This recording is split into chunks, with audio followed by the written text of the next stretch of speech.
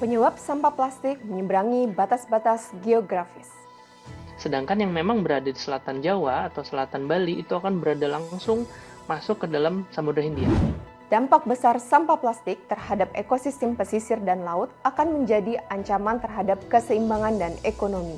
Mungkin plastik bisa keluar, tapi plastik ini bisa melukai organ-organ pencernaan dari organisme laut tersebut. Edukasi dan investasi untuk mitigasi sampah perlu segera direalisasikan.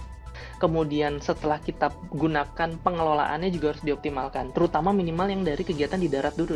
Selengkapnya di BRIN Daily News, saya Dian Agustina.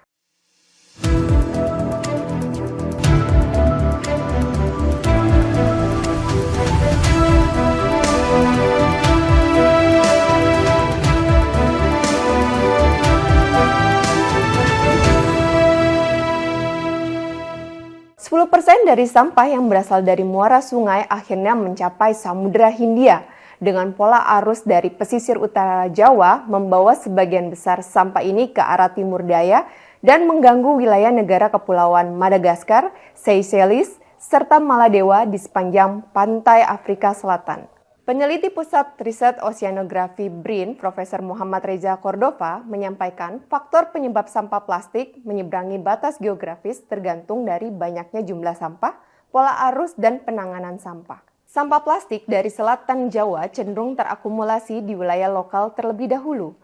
Sebagian kecil mencapai Samudra Hindia melalui pulau kecil di sepanjang jalur perjalanan dan sebagian besar menimbulkan resiko lebih lanjut bagi lingkungan laut global. Pantai di Pantura, kemudian ke arah Laut Jawa.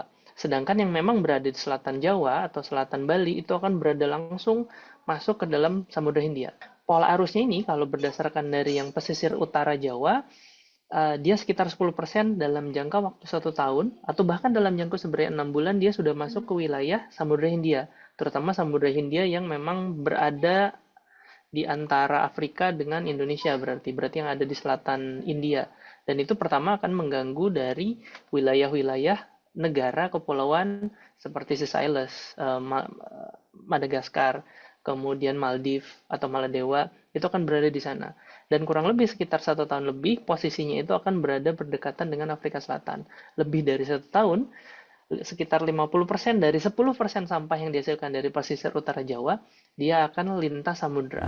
Sampah plastik mengancam ekosistem pesisir dan laut yang kaya akan keanekaragaman hayati dan mengganggu keseimbangan alam. Keberadaan sampah yang dianggap makanan oleh biota laut menyebabkan masalah pada organ pencernaan, pernafasan, dan reproduksi. Prof. Reza menuturkan, selain dampak ekologis, dampak ekonomi dari sampah plastik juga signifikan.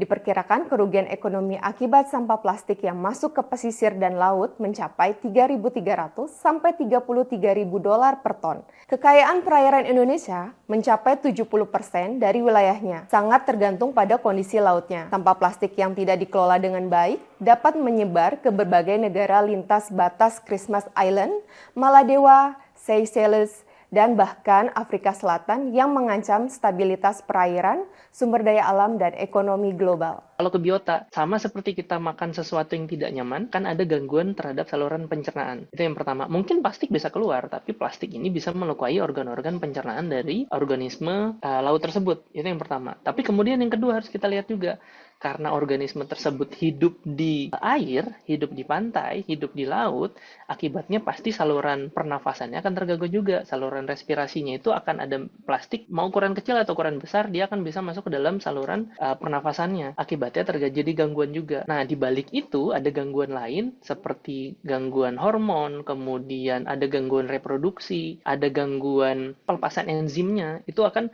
terganggu secara keseluruhan. Dampak ekonomi dari sampah plastik yang masuk ke pesisir dan laut itu diestimasi antara 3.300 sampai 33.000 dolar per tonnya. Plastik sekali pakai menjadi kunci perlambat laju pencemaran sampah plastik ke lingkungan yang akhirnya mencapai pesisir dan lautan. Solusi pemilahan sampah dan pengelolaan yang efektif menjadi tantangan terbesar karena kurangnya edukasi masyarakat terkait pemilahan sampah dan penanganan yang masih bergantung pada pemerintah daerah dengan anggaran minim. Pembangunan infrastruktur pengelolaan sampah seperti tempat pembuangan sampah berbasis 3R, bank sampah, dan refuse derived fuel, serta langkah sederhana seperti pembersihan rutin dan penggunaan jaring sampah dengan kebutuhan biaya sekitar 16-30 triliun rupiah.